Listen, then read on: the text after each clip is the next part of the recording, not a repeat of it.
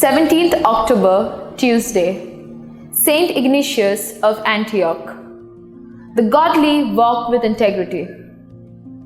The Lord detests lying lips, but He delights in people who are trustworthy. In our world, people prioritize projecting an external image and seeking attention over being true to themselves. The desire for self-glorification and social acceptance corrupts every aspect of life, such as self-acceptance, relationships, politics, and social interactions. Values and principles directed towards wealth, fame, power, and pride have made integrity a rare quality of life. In contrast, our faith in Christ calls us to imitate the righteousness of God in our desires, thoughts, prayers, and actions.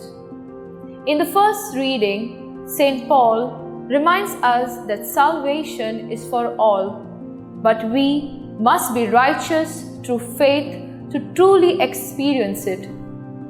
In the Gospel, Jesus criticizes the Pharisees for not following God's will and caring only about external practices.